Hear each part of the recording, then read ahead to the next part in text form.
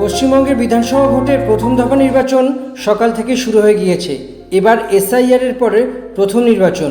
তো এই নির্বাচনকে কেন্দ্র করে নানা রকমের লাভ লোকসান এবং নানা রকমের বিভিন্ন ধরনের অঙ্ক করছেন রাজনৈতিক বিশ্লেষক, রাজনৈতিক কর্মী এবং বিভিন্ন দলের নেতারা থেকে সাধারণ মানুষ, যে যেই দলের জন্য সাপোর্ট রাখেন বা যে যে দলকে সাপোর্ট করেন, সেই সমস্ত দলের দিক থেকে কী রেজাল্ট হবে, কতখানি রেজাল্ট হবে তা নিশ্চিতভাবে বোঝার জন্য তা অত্যন্ত বড়সড় একটি বিষয় উত্থাপিত হয়েছে। অর্থাৎ পশ্চিমবঙ্গের বিধানসভা ভোটে কয়েকটি গুরুত্বপূর্ণ বিষয় এটাই যে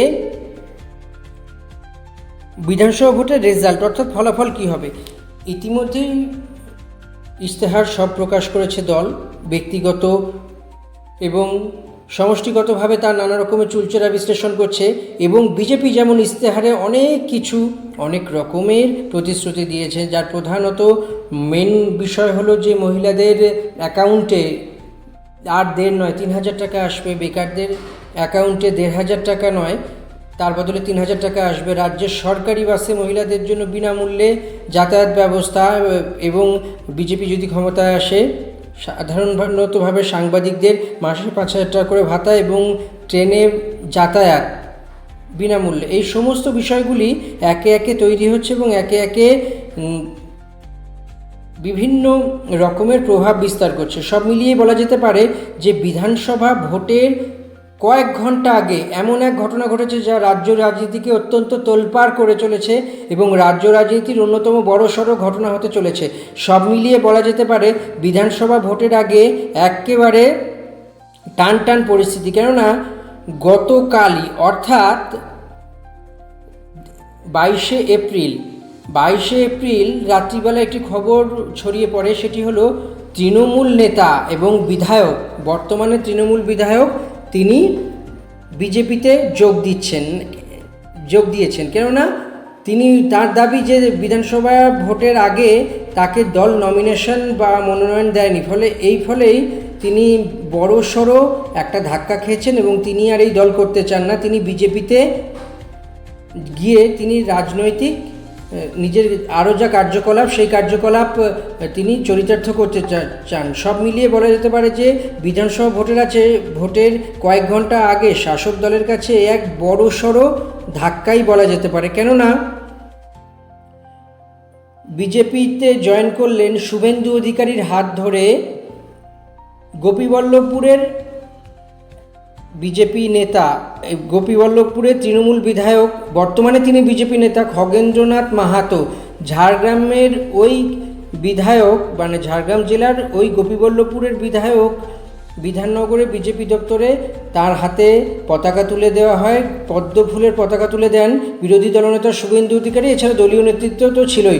খগেন্দ্রনাথের হাতে বিজেপির পতাকা তুলে দেওয়ার পর শুভেন্দু অধিকারী বিবৃতি দিয়েছেন, খগেন্দ্রনাথ মাহাতো একজন প্রতিষ্ঠিত চিকিৎসক, এখন তাকে আর প্রার্থী করার সম্ভাবনা নেই, কোনো শর্ত ছাড়াই তিনি বিজেপিতে যোগ দিয়েছেন। জঙ্গলমহলের পাশে উনি আছেন এবং থাকবেন এবং বিজেপির যে সংকল্পপত্র বা ইশতেহার এই দেখে তিনি উৎসাহিত হয়েছেন এবং তিনি বিজেপিতে যোগ দিয়েছেন। তৃণমূলের দুর্নীতি এবং শাসক দলের এই অপশাসনের বিরুদ্ধে লড়ার জন্যই তিনি বিজেপিতে যোগ দিয়েছেন।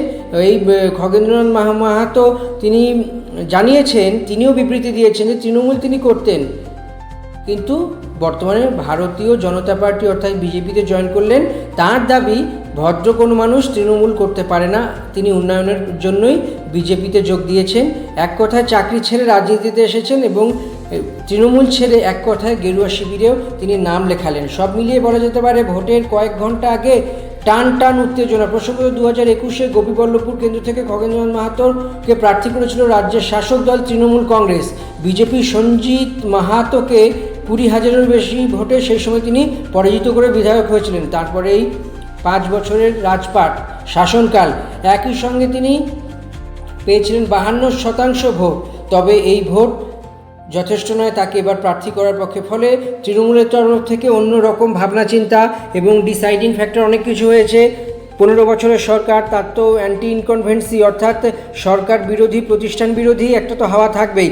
এই সমস্ত কিছুকে মাথায় রেখে তৃণমূল কংগ্রেস এবার খগেন্দ্রনাথ মাহাতো অর্থাৎ গোপীবল্লভপুরের বর্তমান বিধায়ককে আর টিকিট দেননি।